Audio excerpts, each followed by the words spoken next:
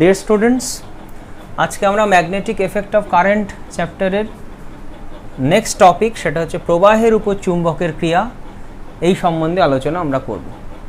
তো আমরা অলরেডি দেখেছি একটা পরিবাহী তারের মধ্যে থেকে প্রবাহ গেলে তার চারিদিকে চৌম্বক ক্ষেত্র তৈরি হয়। সেই চৌম্বক ক্ষেত্র কোনো ম্যাগনেটকে বিক্ষেপ করতে পারে, এইটাকে বলা হয় চুম্বকের উপর প্রবাহের ক্রিয়া। এখন কোনো ম্যাগনেট আমার কাছে যদি থাকে, তাহলে তার চারিদিকে একটা চৌম্বক ক্ষেত্র সৃষ্টি হতে পারে, বার ম্যাগনেট নিয়ে বলছি আমি, অথবা একটা তড়িৎবাহী তার। একটা তড়িৎবাহী তার, সেও তো তার চারিদিকে চৌম্বক ক্ষেত্র সৃষ্টি করে।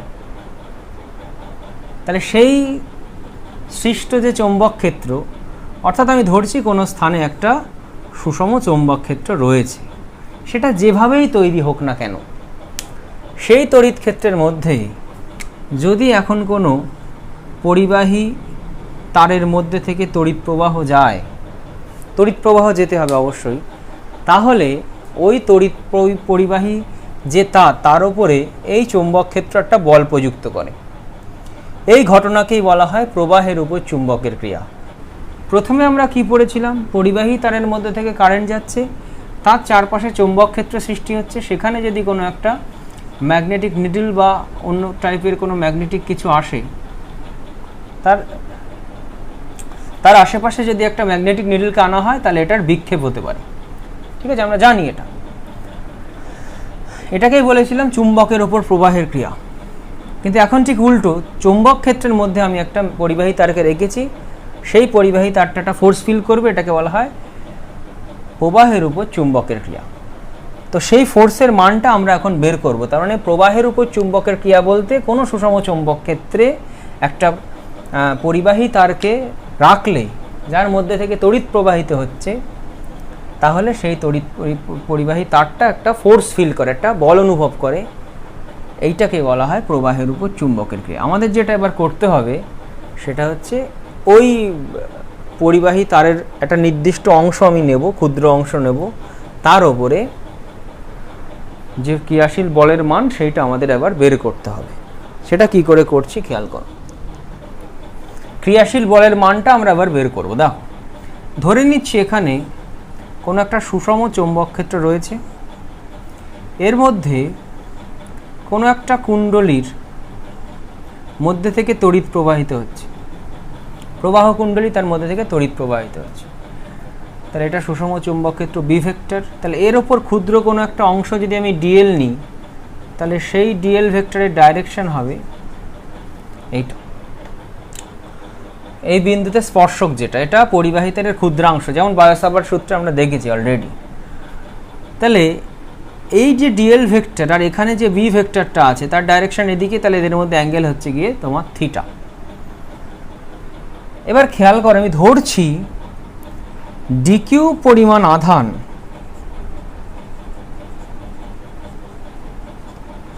ডিটি সময়, মানে খুব ক্ষুদ্র পরিমাণ আধান ডিকিউ ডিএল দূরত্ব অতিক্রম করে কোনো প্রস্থচ্ছেদের মধ্যে দিয়ে। তাহলে আমি এখান থেকে কি লিখতে পারি? কারেন্টের যে মান আই, সেটা আমি লিখব ডিকিউ ডিটি। আর কি লিখতে পারি? এই যে কণাটা ডিকিউ, যে আধানটা, সে যে দূরত্বটা অতিক্রম করেছে সেটা ডিএল, যা সময় লেগেছে সেটা ডিটি। তাহলে ওর যে ভেলোসিটি ভেক্টর ভি ভেক্টরকে আমি লিখতে পারি ডিএল ভেক্টর ডিটি। এবার প্রশ্ন অ্যারাইজ করছে যে এই ডিএল যে অংশটা, আমি বলছি ক্রিয়াশীল বলের মান আমি বের করব, তাহলে ডিএল অংশটা বল অনুভব কেন করবে? তো দেখো, এই যে ডিকিউ পরিমাণ আধানটা, সে যেহেতু একটা চৌম্বক ক্ষেত্রে গতিশীল আছে, সেহেতু আমরা জানি কিউ আধানের ওপর ক্রিয়াশীল বলের মান হয় লরেঞ্জ যে ম্যাগনেটিক ফোর্স, সেটা হয় q into v cross B, F M এর মান। তাহলে ডিকিউ যে আধানটা, সেও যদি চৌম্বক ক্ষেত্রে গতিশীল থাকে, সেটা পরিবাহীর মধ্যে দিয়েই হোক না কেন, তাও তো গতিশীল সে চৌম্বক ক্ষেত্রে, তাহলে তার উপরে নিশ্চয়ই বল অ্যাক্ট করবে।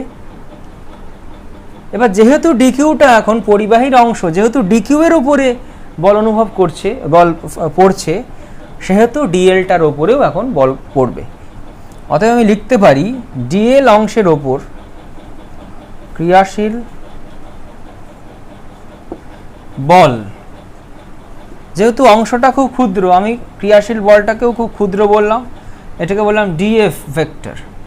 সেটা কি হবে, ডিএল এর মধ্যে থেকে ডিকিউ আধান যাচ্ছে, তাহলে dq into v cross B, এটা জানি আমরা। তাহলে ভিকে আমি এখন লিখে দিচ্ছি dl cross dt, dl by dt cross B. এখন দেখো এটাকেই লেখা যায় dF vector is equal to dq dt into dl cross B is equal to dq dt মানে কারেন্ট, ডিএল ক্রস বি যেমন আছে তেমনই রইল। তাহলে এইটাই হচ্ছে ছোট্ট অংশ ডিএল এর উপর ক্রিয়াশীল বল, যখন ওটাকে ম্যাগনেটিক ফিল্ড বি সুষম ম্যাগনেটিক ফিল্ডে রাখা হয়েছে। এবার দেখো এটাকেই আমি যদি এখন টোটাল পরিবাহীর উপর ইন্টিগ্রেট করি, তাহলে পরিবাহীটার ওপর টোটাল যে বল অ্যাক্ট করছে সেটা পেতে পারি। তাহলে F is equal to integration I into dl cross B. তাহলে এবার আমি ডিএফ ভেক্টরের যে মডিউলাস সেটা আমি একটুখানি বের করছি, খেয়াল করো। অর্থাৎ ক্ষুদ্র যে বল ডিএল অংশের ওপর তার মডটা আমি এবার বের করছি। DF vector is equal to I into dl cross B. তাহলে I dl B sine theta, এদের মধ্যে অ্যাঙ্গেল ডিএল আর বি এর মধ্যে অ্যাঙ্গেল আমি থিটা নিলাম। এইবার এফ ভেক্টরের মডও তাহলে সেভাবে বের করতে পারি, that will be integration I dl B sine theta. এখানে একটা কথা খুব গুরুত্বপূর্ণ, দেখো এই যে আমি ইন্টিগ্রেশনটা করব সেখানে এই যে থিটাটা নিয়েছি কার সাথে, ডিএল এর সাথে বি এর অ্যাঙ্গেল। তাহলে থিটাটা এক এক জায়গায় আমি যখন ডিএল নেবো দেখো ডিএল এর ডিরেকশন বদলাতে থাকবে। এখানে যদি ডিএল নিই, এখানে যদি ডিএল নিই, ডিএল এদিকে হবে। তাহলে এই পরিবাহীর যে অংশটায় আমি ডিএল নেব তার ডিরেকশন ক্রমাগত পাল্টাতে থাকবে। ওই কারেন্টের দিকে যে স্পর্শকগুলো হবে সেইগুলোই হবে ডিএল এর ডিরেকশন। তো সেগুলো ক্রমাগত পাল্টাতে থাকার জন্যে বি ভেক্টরের সাথে ডিএল এর কিন্তু যে অ্যাঙ্গেলটা সেই অ্যাঙ্গেলটাও ক্রমাগত পাল্টাতে থাকবে। দ্যাট মিনস সাইন থিটার মান বিভিন্ন ডিএল এর জন্য বিভিন্ন হবে। তার মানে ইন্টিগ্রেশনটা যদি কোনো প্রতিসাম্য না থাকে, সিমেট্রি না থাকে, তাহলে কিন্তু আমরা এটাকে পারফর্ম করতে পারবো না, জটিল হয়ে যাবে। তো সেই রকম দুটো সিমেট্রি কেস আমরা দেখব এখন। অর্থাৎ দীর্ঘ একটা পরিবাহী তার, সেটাকে চৌম্বক ক্ষেত্রে রাখা আছে, তার উপর টোটাল ফোর্স বের করব। সেক্ষেত্রে দুটো সিমেট্রিক্যাল কেস আমাদের যেটা কাজে লাগে সেই দুটো একটু দেখব। দেখো সেটা কি।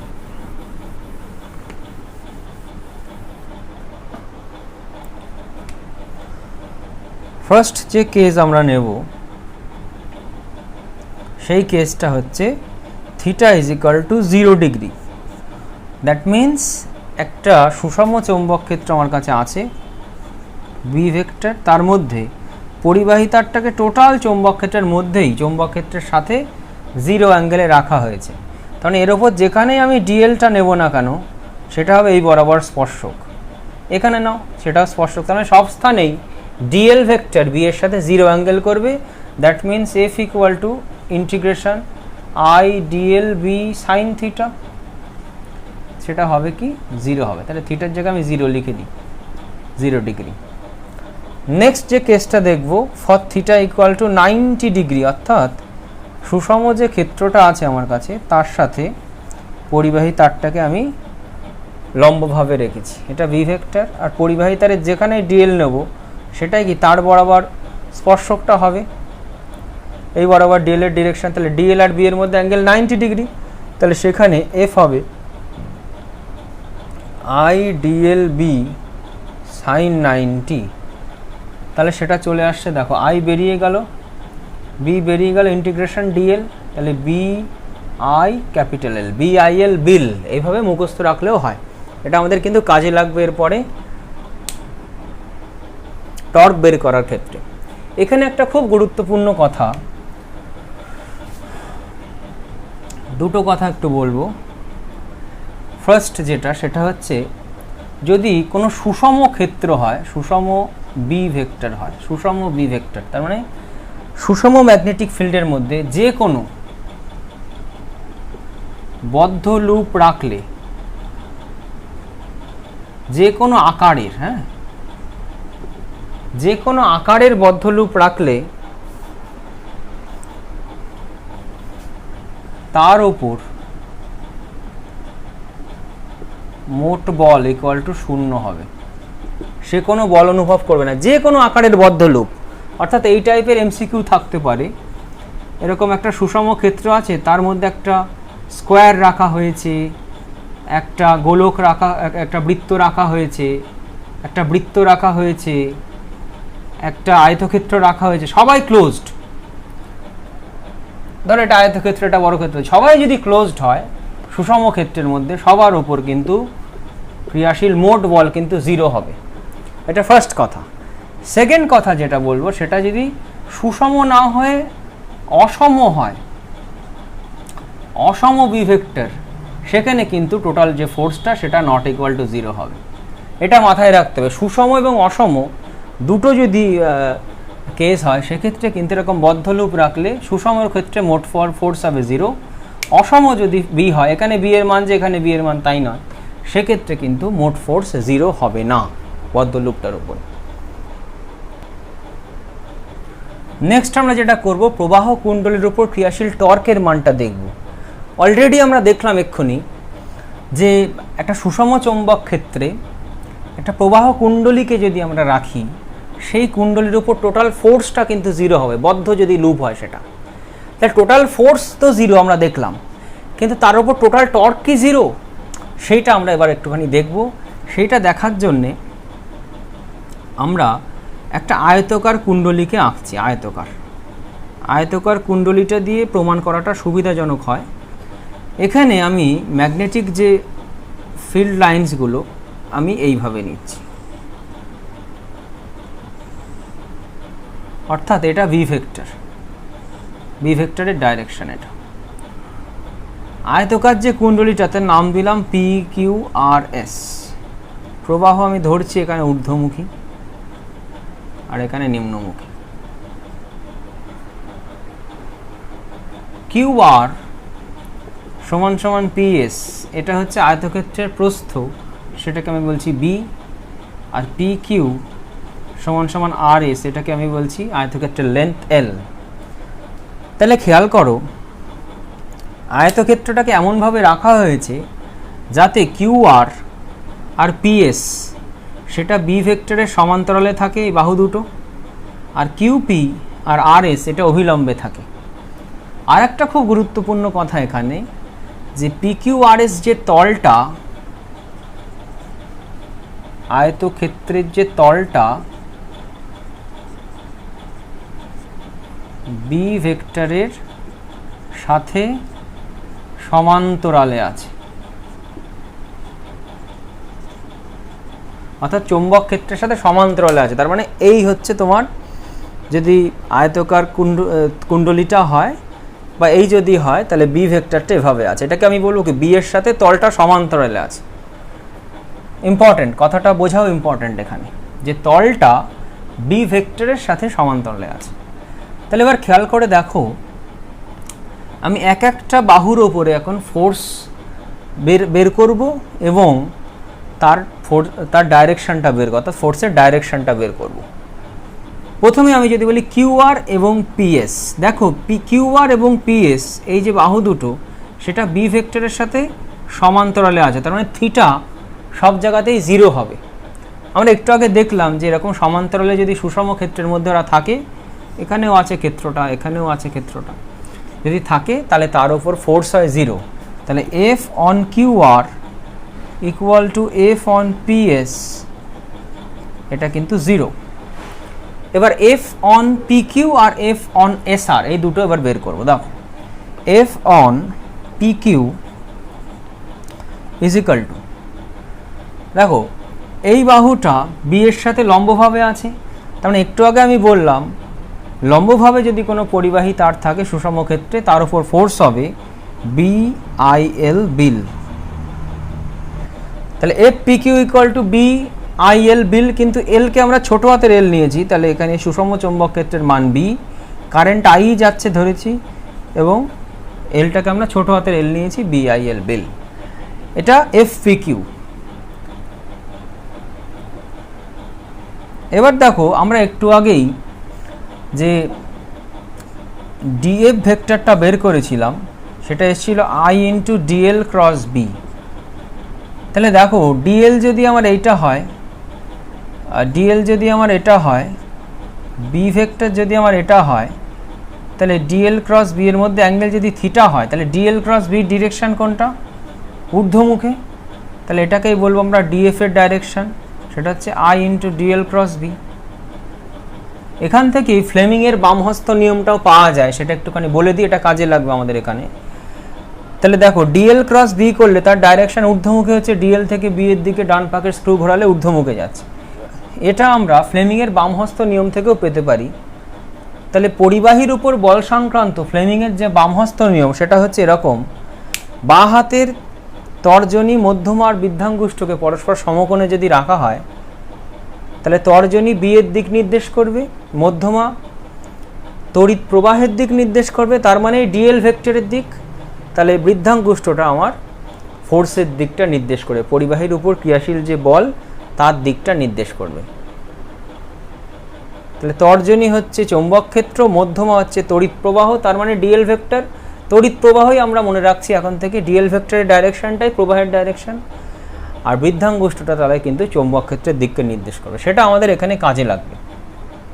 তাহলে সেইটার সাহায্যে আমি এখন এফপিকিউ এইটা আমি একটু বের করব। দেখো এফপিকিউ এর যে ডাইরেকশনটা, এটা মান তো পেলাম, ডাইরেকশনটা কি হবে দেখো, এখানে কারেন্ট যাচ্ছে ঊর্ধ্বমুখী, এই যে কারেন্ট, আর বি হচ্ছে আমার এই দিকে। দেখো তাহলে বি হচ্ছে এই বরাবর, কারেন্ট যাচ্ছে ঊর্ধ্বমুখী, তাহলে নিচের দিকে ও ফোর্স ফিল করবে, তাহলে এর ওপর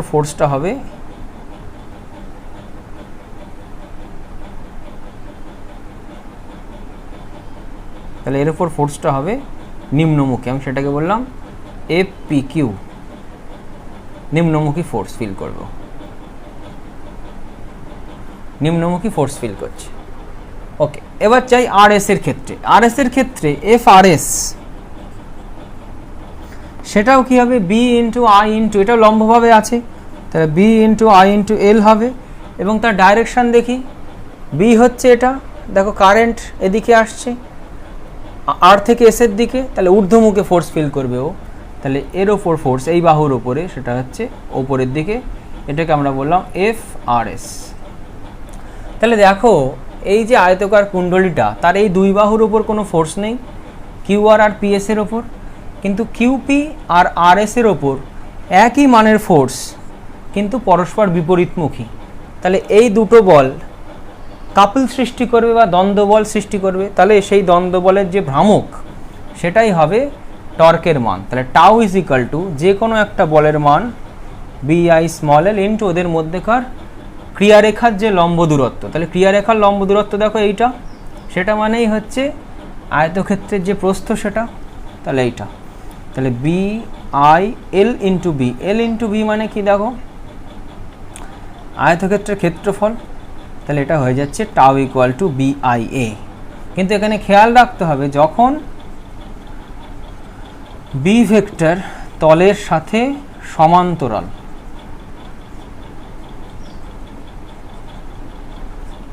এই কেসটা ধরে আমরা কিন্তু এটা করলাম। যদি এন পাকের হয় তাহলে আই হয়ে যাবে এন আই, তাহলে তখন বি আই, আয়ের জায়গায় এন আই ইন্টু এ হবে। এটাকে তুমি এইভাবে মনে রাখবা, B A N into I, BAN I, tau is equal to BAN I, এভাবে মাথায় রাখবা, পরে আমাদের কিন্তু কাজে লাগবে এটা। ওকে, এইবার আমরা দেখব। আচ্ছা, আর একটা কথা এখান থেকে বলি যে আলটিমেটলি দেখো এখানে ক্ষেত্রফলটা চলে এসছে, তার মানে আয়তক্ষেত্রের যে দৈর্ঘ্য প্রস্থ সেটা রইল না।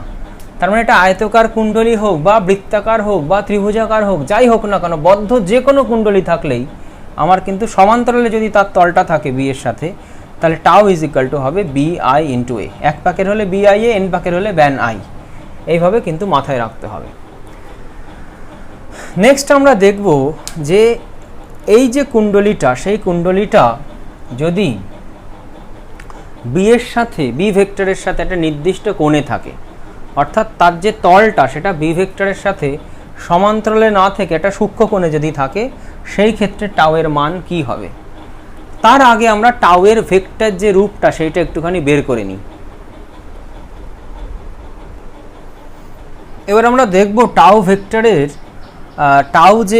এবার আমরা দেখব যে টর্কটা তার ভেক্টর রূপটা আমরা কি করে পেতে পারি। এবার আমরা দেখব যে টর্ক টাউ তার ভেক্টর রূপটা আমরা কি করে পেতে পারি।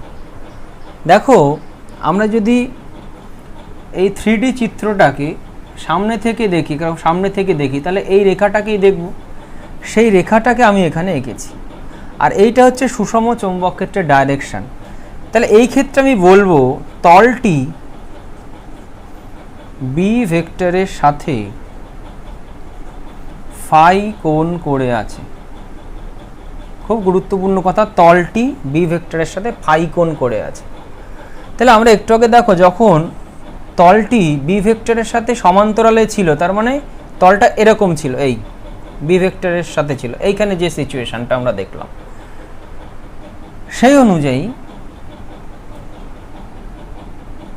সেই অনুযায়ী আমরা বলতে পারি টাউয়ের মান এসেছিল BAN × I, ব্যান আই। কিন্তু এখন যদি ফাই কোণ করে থাকে, তাহলে টাউ ভেক্টরটা যেটা হবে, টাউ ভেক্টর ইকুয়াল টু, এখানে দেখো এন এবং আই, এদের তো কোনো, এটা তো স্কেলার কোয়ান্টিটি, এটা তো ভেক্টর নয়। এ আর বি দুটো ভেক্টর, টাউ সমান সমান হয় NI × A × B।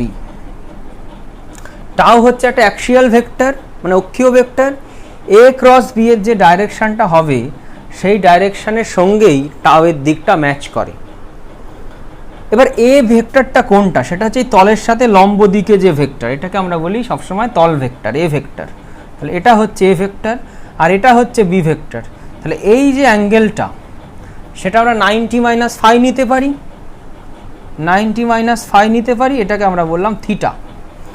তাহলে যদি তোমাকে বলে তলটি বি এর সাথে ফাই কোণে রয়েছে, তলটি, তার মানে তল ভেক্টরটি কিন্তু বি ভেক্টরের সাথে অ্যাঙ্গেল করেছে 90 - φ, দ্যাট ইজ থিটা। তাহলে সেক্ষেত্রে টাউয়ের যে মড হবে, তাহলে দেখো NI, এন পাকের যদি কুণ্ডলী হয়, তাহলে AB সাইন এ আর বি এর মধ্যেকার অ্যাঙ্গেল, সেটা কিন্তু 90 - φ, তার মানে cos φ লিখতে পারি, বা আমরা সেটাকে NI AB সাইন থিটা লিখতে পারি, যেখানে থিটা হচ্ছে এ ভেক্টর আর বি ভেক্টরের মধ্যেকার অ্যাঙ্গেল, আর তলটি বি ভেক্টরের সাথে অ্যাঙ্গেল করেছে কিন্তু ফাই। তাই এটা কিন্তু বেশ গুরুত্বপূর্ণ, মাথায় রাখতে হবে। তাহলে এখন তিনটে সিচুয়েশনকে একযোগে একটুখানি দেখা যাক। এখানে একটা সুষম ক্ষেত্র আছে বি, তার মধ্যে একটা তলকে আমি এভাবে রেখেছি, অর্থাৎ তল ভেক্টরের সাথে বি এর অ্যাঙ্গেল, এ ভেক্টরের সাথে বি এর অ্যাঙ্গেল 0 ডিগ্রি, এটা বি ভেক্টর। এখানে বলবো থিটা ইকুয়াল টু তল ভেক্টরের সাথে বি এর অ্যাঙ্গেল 90 ডিগ্রি, তাহলে থিটা ইজ ইকুয়াল টু 90। তাহলে এক্ষেত্রে টাউ হবে ব্যান আই। নেক্সট যে সিচুয়েশন, এটা বি ভেক্টর, তার সাথে তলটা যে কোনো অ্যাঙ্গেলে আছে, তাহলে এইটা যদি তল রেখা হয়, আমি এই অ্যাঙ্গেলটাকে বলবো থিটা, এই যে এই অ্যাঙ্গেলটাকে বলছি থিটা না, এটাকে বলছি ফাই, এই অ্যাঙ্গেলটাকে বলছি ফাই, আর এইটা হচ্ছে তোমার থিটা। এটা এ ভেক্টর, এটা বি ভেক্টর। তাহলে এক্ষেত্রে টাউ যেটা হবে, এক্ষেত্রে টাউ হবে BAN I sine theta, BAN I sine theta. আর লাস্ট যে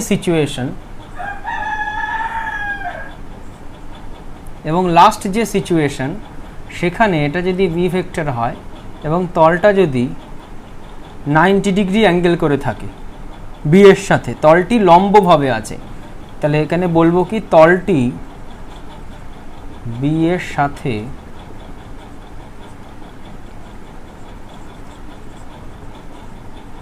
লম্বভাবে আছে, that is theta equal to, এখানে দেখো এটা যদি এ ভেক্টর হয়, থিটা কিন্তু তাহলে 0, তাহলে এখানে টাউ কিন্তু 0 হবে, টর্কের কোনো মান থাকবে না, টর্ক 0 হবে।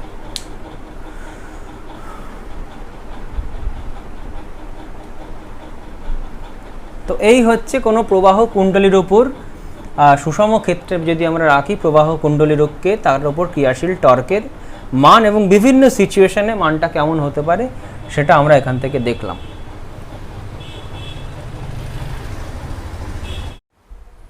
তো নেক্সট আমরা একটা প্রবলেম করব। প্রবলেমটা খেয়াল করো, বলছে 100 পাকের একটি বৃত্তাকার তার কুণ্ডলীর ব্যাসার্ধ 5 সেন্টিমিটার, এর মধ্যে থেকে 0.5 অ্যাম্পিয়ার প্রবাহ পাঠানো হচ্ছে। কুণ্ডলীটিকে 0.001 টেসলা মানের একটি সুষম চৌম্বক ক্ষেত্রে বসানো হলে এর ওপরে কী পরিমাণ টর্ক ক্রিয়া করবে যখন কুণ্ডলীর তল চৌম্বক ক্ষেত্রের 1 নম্বর বলছে সমান্তরালে থাকে, 2 নম্বর বলছে 30 ডিগ্রি কোণে আনত থাকে, আর 3 নম্বর কথা বলছে অভিলম্বে থাকে। তাহলে কি কি দেয়া আছে খেয়াল করো আগে। মোট পাক সংখ্যা আমার দেয়া আছে 100, কারেন্ট দেয়া আছে ওর মধ্যে থেকে 0.5 অ্যাম্পিয়ার, বি এর মানটা আমার দেয়া আছে 0.001 টেসলা, এবং কুণ্ডলীর যে ব্যাসার্ধ সেটা দেয়া আছে 5 সেন্টিমিটার। এগুলো আমার কাছে দেয়া আছে। এবার টর্কের মান যখন বের করতে বলেছে, 3টে সিচুয়েশানে বলেছে। ফার্স্ট সিচুয়েশন বলছে যখন তলটা চৌম্বক ক্ষেত্রে সমান্তরালে থাকে, তার মানে তলটা হচ্ছে তোমার এই, চৌম্বক ক্ষেত্র যাচ্ছে এই, তার মানে বোঝাই যাচ্ছে তল ভেক্টর যেটা এ ভেক্টর, তার সাথে বি এর অ্যাঙ্গেল কিন্তু 90 ডিগ্রি। তার মানে এই ক্ষেত্রে tau equal to BAN I sine 90। তার ম্যাক্সিমাম টর্ক কাজ করবে, তাহলে জাস্ট মান বসিয়ে দাও 0.001। এ হচ্ছে পাই আর স্কোয়ার হবে, ক্ষেত্রফল বৃত্তাকার কুণ্ডলী যেহেতু, তাহলে পাই। আর হচ্ছে 5 সেন্টিমিটার, তাহলে 5 × 10⁻², তার হোল স্কোয়ার। এসআই পদ্ধতিতে মিটার করে নিলাম এটাকে। এন হচ্ছে আমার 100, আর আই হচ্ছে 0.5 অ্যাম্পিয়ার, সাইন 91, তাহলে এটার ইউনিট হবে নিউটন মিটার, টর্কের ইউনিট নিউটন মিটার। তাহলে এটা ক্যালকুলেশন করে যা আসবে সেটাই আনসার। সেকেন্ড আমাকে বলেছে তলটা চৌম্বক ক্ষেত্রের সাথে 30 ডিগ্রি কোণ করে আছে, তলটা। তাহলে এইটা যদি তলটা হয়, তাহলে চৌম্বক ক্ষেত্রের সাথে এর অ্যাঙ্গেল হচ্ছে 30 ডিগ্রি। দ্যাট মিন্স এই অ্যাঙ্গেলটাকে আমি বলছি 30। অর্থাৎ তলের ওপর যদি একটা রেখা অঙ্কন করি, তাহলে সেই রেখা বি এর সাথে 30 ডিগ্রি অ্যাঙ্গেল করছে। এই কথাটার অর্থ হচ্ছে তাই, অর্থাৎ তলটা চৌম্বক ক্ষেত্রের সাথে 30 ডিগ্রি অ্যাঙ্গেলে আছে। দ্যাট মিন্স তল যে ভেক্টর, অর্থাৎ এই তলের সাথে যে লম্ব দিকটা, সেটা কতটা অ্যাঙ্গেল করছে দেখো, তলের ওপর রাখা যে রেখাটা সেটা অ্যাঙ্গেল করছে 30, তাহলে তল ভেক্টরটা নিশ্চয়ই অ্যাঙ্গেল করবে 60 ডিগ্রি।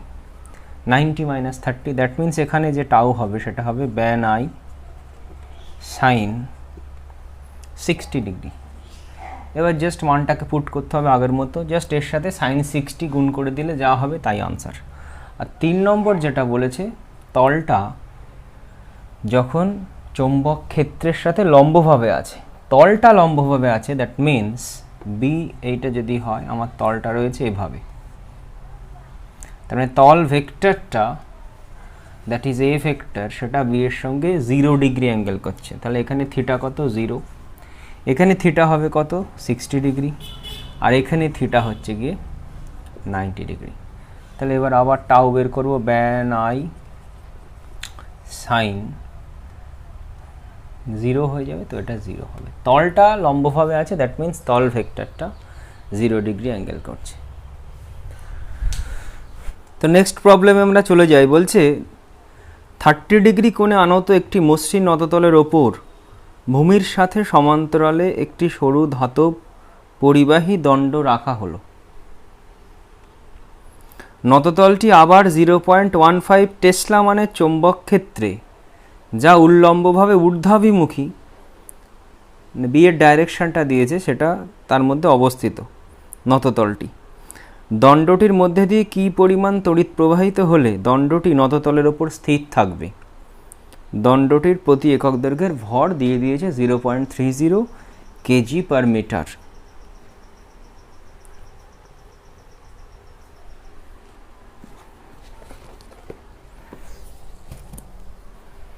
তো এটা প্রতি একক দৈর্ঘ্যের ভর, তো এটা কেজি পার মিটার। আমি ছবির কিছু পোর্শনটা আমি আগে এঁকে রেখেছি, তো খেয়াল করো বাকি পোর্শনটা আমি এখন আঁকছি। তো বলেছে এইটা নততলটা, মানে অ্যাকচুয়ালি নততলটা এরকম দেখতে, 3Dতে যদি আমরা একটু বিবেচনা করি তাহলে এরকম, তার ওপরে এরকম একটা দণ্ড শোয়ানো আছে। তো এই পাশ থেকে যদি আমরা দেখি তাহলে আমরা এই ছবিটা পাই, 2D ভিউ যেটা, সেটা আমরা এইটা পাই, সেইটাকেই আমি এঁকেছি এখানে। তো দেখো বি বলেছে লম্বভাবে ঊর্ধ্বমুখে যাচ্ছে বি, আর নতিকোণ আমরা থিটা ধরেছি, তাহলে এর মাস যদি এম হয় তাহলে এম হচ্ছে ভূমির সাথে লম্বভাবে নিচের দিকে। তাহলে এমজিকে আমি দুটো অংশে যদি ভাঙি তাহলে এই অ্যাঙ্গেল যদি থিটা হয় তাহলে দেখো দুটো লম্ব উপাংশে এমজিকে ভাঙলে একটা হচ্ছে ভূমির, একটা হচ্ছে তলের সাথে লম্ব, আর একটা হচ্ছে তলের সমান্তরাল। তাহলে এটা হচ্ছে এমজি কস থিটা। কেন এটা থিটা? তার কারণ এই রেখা দুটোর মধ্যে অ্যাঙ্গেল থিটা, তাহলে এদের ওপর যারা লম্ব তাদের ওপর অ্যাঙ্গেলও থিটা। দ্যাট মিন্স এই রেখাটা তলের ওপর লম্ব আর এই রেখাটা ভূমির ওপর লম্ব, তাহলে তল আর ভূমির মধ্যে অ্যাঙ্গেল থিটা, তাই এটাও থিটা। তাহলে এটা এমজি কস থিটা, এটা এমজি সাইন থিটা। আর বি ঊর্ধ্বমুখে চলছে।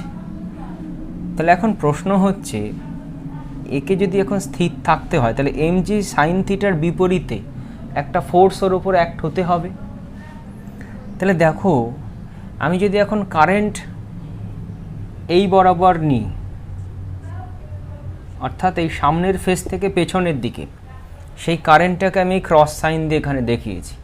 তাহলে ফ্লেমিংয়ের বামহস্ত নিয়ম যদি আমরা এখন প্রয়োগ করি তাহলে বি হচ্ছে ঊর্ধ্বমুখে, আর এটা হচ্ছে কারেন্ট, কারেন্টটা যাচ্ছে ভেতরের দিকে, তাহলে ও ফোর্স ফিল করবে এদিকে, এই দিকে একটা ফোর্স ফিল করবে, এবং সেই ফোর্সের মান কি হবে? দেখো বিটা যেহেতু এখানে ঊর্ধ্বমুখে চলছে, বিটা দেখো সব জায়গায়, তাহলে বির সাথে এল এর অ্যাঙ্গেল তো 90 ডিগ্রি পুরো এল জুড়েই, তাহলে এই বলটার মান হবে বি আই এল বিল, যদি এর দৈর্ঘ্য এল হয়।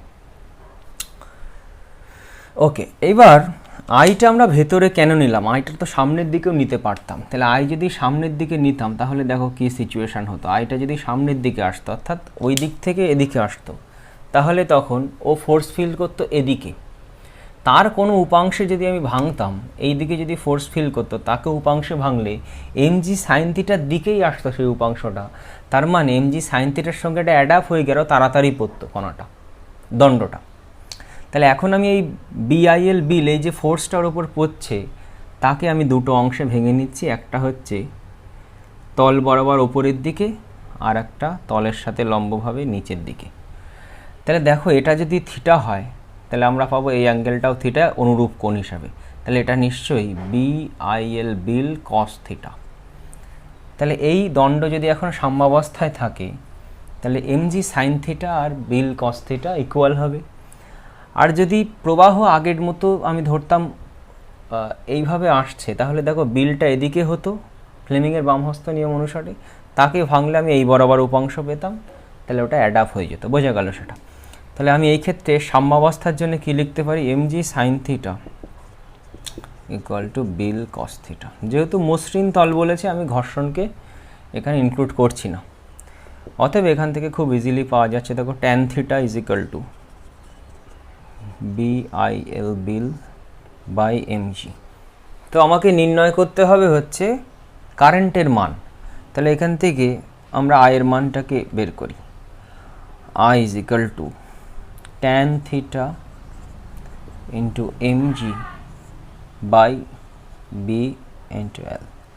তো খেয়াল করো ট্যান থিটা তো আমার বলেছে 30 ডিগ্রি, তাহলে এটা হবে থাক ট্যান থিটা, পরে মান বাড়াচ্ছি। এমকে আমরা লিখতে পারি, দেখো একক দৈর্ঘ্যের ভর ল্যামডা ধরে নিয়েছিলাম আমরা, তাহলে টোটাল দৈর্ঘ্য হচ্ছে ওর এল, তাহলে টোটাল এম হয়ে যাবে lambda into L into G by B L. তাহলে এল এল কেটে গেল, তাহলে ট্যান 30 মিনস √3, 1/√3, 1/√3 ইন্টু জি হচ্ছে 9.8 বাই বি আমার বলে দিয়েছে 0.15 টেসলা।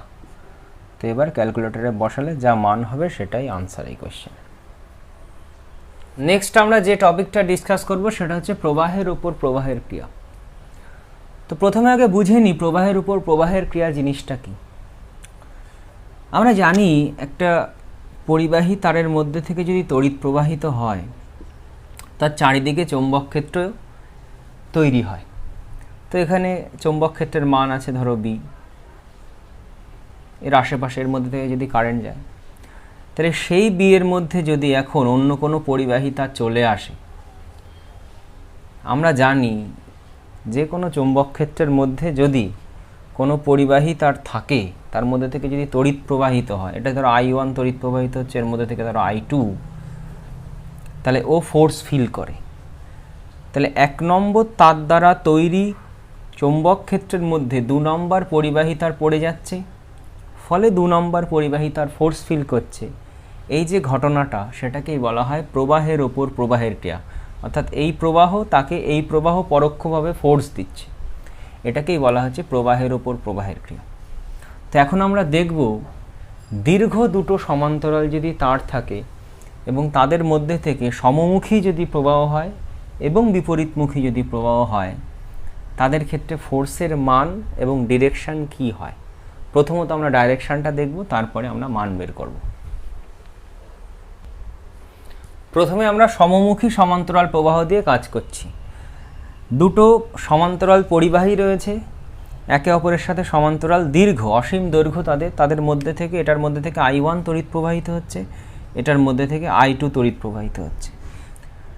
তো এখন দেখব যে প্রথম যে ওয়্যার তার মধ্যে থেকে তড়িৎ প্রবাহের দরুন দ্বিতীয় ওয়্যারের স্থানে যে চৌম্বক ক্ষেত্র সৃষ্টি হচ্ছে, সেই চৌম্বক ক্ষেত্রের মধ্যে দ্বিতীয় ওয়্যারটা থাকার জন্যে সে যে ফোর্স ফিল করছে তার ডাইরেকশানটা কি।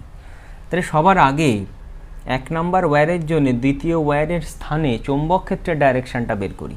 তাহলে সেটা কি হবে, এটা যদি আর দৈর্ঘ্য হয় এদের মধ্যেকার, তাহলে আর ব্যাসার্ধের যে বৃত্তটা হবে সেটাই এখানে চৌম্বক ক্ষেত্রের বলরেখাটা, চৌম্বক বলরেখাটা, এবং তার ডাইরেকশান ডান হাতের মুষ্টি নিয়মের সাহায্যে আমরা দেখাবো, সেটা হবে এই বরাবর। অর্থাৎ এই বিন্দুতে যদি চৌম্বক ক্ষেত্র বের করি তাহলে এই বিন্দুতে নিচের দিকে যে স্পর্শক সেটাই হবে। ঠিক একইভাবে যদি এরকম কোনো বিন্দুতে যাই সেখানেও বি এর ডাইরেকশান নিচের দিকে হবে। তার মানে আমরা দেখতে পাচ্ছি 2 নম্বর ওয়্যারটার প্রত্যেকটা বিন্দুতে বি হচ্ছে নিচের দিকে, অর্থাৎ এটাকে আমি B1 ভেক্টর বলছি, কারণ এটা তৈরি হয়েছে 1 নম্বর ওয়্যারের জন্যে। তাহলে এখন যদি আমি 2 নম্বর ওয়্যারের স্থানে ফ্লেমিংয়ের বামহস্ত নিয়ম খাটাই, তাহলে দেখো 2 নম্বর ওয়্যারের মধ্যে থেকে কারেন্ট যাচ্ছে এদিকে, বি হচ্ছে নিচের দিকে, তাহলে এই হচ্ছে কারেন্টের ডাইরেকশান, এটা হচ্ছে কারেন্টের ডাইরেকশান, কারেন্ট যাচ্ছে এটা হচ্ছে বি এর ডাইরেকশান, তাহলে এটা হচ্ছে বি এর ডাইরেকশান, কারেন্ট যাচ্ছে ওপরের দিকে, তাহলে বৃদ্ধাঙ্গুষ্ঠ আমার ফোর্সকে ডিনোট করবে, বা ডিএল ক্রস বি দিয়েও তুমি ভাবতে পারো এটা হচ্ছে ডিএল ভেক্টরের ডাইরেকশান, সেটাই কারেন্টের ডাইরেকশান, আর এটা বি, তাহলে ডিএল ক্রস বি, এই যে ডিএল ক্রস বি করলে ভেতরের দিকে আমি বা 1 নম্বর ওয়্যারের দিকে আমি ফোর্সের মানটা পাচ্ছি, তাহলে এ ফোর্স ফিল করবে কিন্তু ভেতরের দিকে, তাহলে এটা হচ্ছে এফ ভেক্টরের ডাইরেকশন।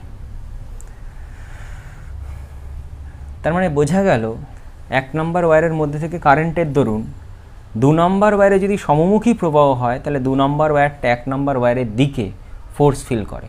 তাহলে নিউটনের থার্ড ল অনুযায়ী আমরা বলবো যে 2 নম্বর ওয়্যারটাও 1 নম্বর ওয়্যারকে আকর্ষণ করবে, কারণ 1 নম্বর ওয়্যারটা 2 নম্বরকে আকর্ষণ করছে বা ওর দিকে ফোর্স দিচ্ছে, তাহলে 2 নম্বর ওয়্যারটা 1 নম্বরকে ওর নিজের দিকে ফোর্স দেবে। তার মানে অ্যাকচুয়ালি তার দুটো একে অপরের প্রতি কি আকর্ষিত হবে, এটা সমমুখী প্রবাহের জন্য এটা হচ্ছে। এখন যদি প্রবাহটা বিপরীতমুখী হতো তাহলে সমমুখী সমান্তরাল প্রবাহ যে একে অপরকে আকর্ষণ করে সেটা এখান থেকে বোঝা গেল। তাহলে সমমুখী সমান্তরাল প্রবাহ কি করছে, একে অপরকে আকর্ষণ করে। এইবার যদি প্রবাহ বিপরীতমুখী হতো তাহলে প্রথমটার মধ্যে থেকে প্রবাহ যেমন ডাইরেকশানে নিয়েছে ওরকমই নিতাম, তার জন্য চৌম্বক ক্ষেত্র নিচের দিকেই থাকতো, কিন্তু দ্বিতীয় যে ওয়্যারটা সেখানে এখন প্রবাহ চলে আসতো নিচের দিকে, তাহলে এখন ডিএল ক্রস বি আমার আসতো কিন্তু বাইরের দিকে, অর্থাৎ এই যে ফোর্সের ডিরেকশানটা সেটা এখন চেঞ্জ হয়ে আসতো বাইরের দিকে, এটা হতো তখন ফোর্সের ডাইরেকশান। বা ফ্লেমিংয়ের বামহস্ত নিয়ম দিয়েও তুমি দেখতে পারো। বি হচ্ছে নিচের দিকে কারেন্ট এই যে আসছে, অর্থাৎ ফোর্স, বৃদ্ধাঙ্গুষ্ঠ ফোর্সকে ডিনোট করছে। তার মানে 2 নম্বর ওয়্যারটা 1 নম্বর ওয়্যারের প্রবাহের দরুন এখন ফোর্স ফিল করছে বাইরের দিকে, তার মানে 1 নম্বর ওয়্যার 2 নম্বরকে বিকর্ষণ করছে। তাহলে নিউটনের থার্ড ল অনুযায়ী 2 নম্বরও 1 নম্বরকে বিকর্ষণ করবে। তার মানে বোঝা গেল এখান থেকে বিপরীতমুখী সমান্তরাল প্রবাহ, বিপরীতমুখী সমান্তরাল প্রবাহ একে অপরকে বিকর্ষণ করে, বিকর্ষণ করে। নেক্সট আমরা যেটা করব সেটা হচ্ছে আকর্ষণ বা বিকর্ষণ বলের মানটা বের করব। তো নেক্সট আমরা আকর্ষণ ও বিকর্ষণ বলের মানটাকে বের করব। দেখো 1 নম্বর ওয়্যারের জন্যে এটা অসীম দৈর্ঘ্যের তার, আর দূরে 2 নম্বর ওয়্যারটার কোনো বিন্দুটা আছে বা কোনো অংশটা আছে। তাহলে 1 নম্বর ওয়্যারটার জন্য 2 নম্বর ওয়্যারের স্থানে চৌম্বক ক্ষেত্রের মান সেটা যদি B1 হয়, সেটা হবে μ0/4π 2I1/r। আমরা জানি এটা, তার ডাইরেকশন নিম্নমুখী হবে। এখানে ডাইরেকশনটা আমার কাছে ম্যাটার করছে না, আমরা শুধু মানটাকে বের করছি। ডাইরেকশন আমরা অলরেডি আগের সেশনেই ডিসকাস করলাম। তো দেখো এবার আমি যদি বলি এখন 2 নম্বর ওয়্যারটা প্রত্যেকটা স্থানেই কিন্তু বিটা নিম্নমুখী হবে, তাই না? তার মানে প্রত্যেকটা স্থান 90 ডিগ্রি অ্যাঙ্গেল করছে বি এর সাথে। তার মানে আমরা জানি কোনো ওয়্যারকে যদি চৌম্বক ক্ষেত্রের মধ্যে, সুষম চৌম্বক ক্ষেত্রের মধ্যে লম্বভাবে রাখি, তাহলে তার এল দৈর্ঘ্যের ওপরে ফোর্স পড়বে BIL বিল, লম্বভাবে যদি রাখি। তাহলে বিটা লম্বভাবেই আছে এই ওয়্যারের, যে অংশটাই আমি নেব না কেন। তাহলে সিম্পল BI × L দৈর্ঘ্য হয়ে যাবে। এর ওপর ফোর্স, 2 নম্বরের ওপর ফোর্স, কিন্তু এর দৈর্ঘ্য তো অসীম, তাই আমরা একক দৈর্ঘ্যে ফোর্সটাকে এখন বের করব। অর্থাৎ 2 নম্বর যে ওয়্যার তার একক দৈর্ঘ্যে ফোর্স, সেটাকে আমরা যদি বলি F2, that will B B1, current যাচ্ছে 2 নম্বরের মধ্যে থেকে I2 ইন্টু L এর জায়গায় আমি বসিয়ে দিচ্ছি 1। তাহলে B1 হচ্ছে μ0/4π 2I1 ইন্টু I2/r। এটাই হচ্ছে ফোর্সের মান, একক দৈর্ঘ্যে ফোর্সের মান। তাহলে এখন যদি তোমার এখান থেকে বলে, এই কোয়েশ্চেনটা পরীক্ষা আবার দেয়, বলে পার সেন্টিমিটার দৈর্ঘ্যে ফোর্সের মান কত, তাহলে এটা নিশ্চয়ই আমরা SI পদ্ধতি ব্যবহার করছি, তাই এটা একক দৈর্ঘ্য আমরা যখন নিয়েছি নিশ্চয়ই ওটা 1 মিটার নিয়েছি। তাহলে 1 সেন্টিমিটার দৈর্ঘ্যে ফোর্স,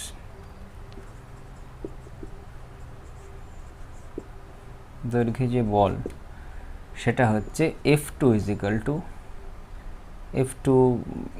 হবে μ0/4π 2I1 × I2/r। এটা হচ্ছে 1 মিটার, তাহলে 1 সেন্টিমিটার দৈর্ঘ্য হবে এর 100 ভাগ, 1/100 দিয়ে গুণ করে দিলাম। এটা হবে নিউটন পার সেন্টিমিটার। আর এর ইউনিটটা কি হবে? এটা হবে নিউটন পার মিটার।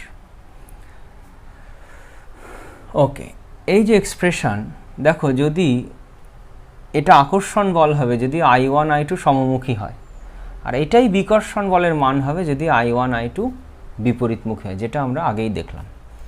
এখান থেকে, এই এক্সপ্রেশন থেকে আমরা অ্যাম্পিয়ারের সংজ্ঞা দিতে পারি। অ্যাম্পিয়ারের সংজ্ঞা কিভাবে দিচ্ছি খেয়াল করো। আমরা ধরছি I1 = I2 = I, অর্থাৎ সমান মানের প্রবাহ যাচ্ছে, পরিবাহী তার দুটোকে শূন্য মাধ্যমে রাখা হয়েছে, তাই μ0কে আমরা ব্যবহার করব, এবং আরটাকে আমরা ধরছি 1 মিটার। তাহলে দেখো এইগুলো যদি আমরা বসাই এ পাশে, তাহলে আসবে μ0/4π এর যে মানটা সেটা আমরা জানি 10⁻⁷, তার সঙ্গে 2 গুণফল রয়েছে। তাহলে এই মানগুলোকে যদি আমি বসাই রাইট হ্যান্ড সাইডে, তাহলে আসবে I1 I2 মিলে I² হবে, R1 μ0/4π 10⁻⁷ এর ইউনিট হবে হচ্ছে μ0 যা ইউনিট হেনরি/মিটার। তাহলে μ0/4π হবে 10⁻⁷, এখানে 2 রয়েছে, তাহলে এ পাশটা থাকছে 2 × 10⁻⁷ I²। আমাকে অ্যাম্পিয়ারের সংজ্ঞা দিতে হবে, তার মানে I = 1 আসতে হবে। এখন যদি এই ফোর্সের যে মানটা সেটা 2 × 10⁻⁷ নিউটন হয়, তাহলে দুদিক থেকে 2 × 10⁻⁷ কেটে যাবে, গিয়ে আই স্কোয়ার ইকুয়াল টু 1 থাকবে, ওখান থেকে আমি আই ইকুয়াল টু 1 পাবো। মানে সংজ্ঞাটা এরকম হবে, এই যে পরিবাহী তার দুটো তারা কেমন সুদীর্ঘ, তারা রিজু মানে স্ট্রেট এবং পরস্পর সমান্তরাল, এবং আমি ধরে নিচ্ছি এই পরিবাহী তার দুটোর যে প্রস্থচ্ছেদ সেটা একেবারে নগণ্য। তার মানে এই পরিবাহী তার থেকে এই পরিবাহী তারের দূরত্ব সব জায়গায় আর, তাই এরা উপেক্ষণীয় প্রস্থচ্ছেদযুক্ত।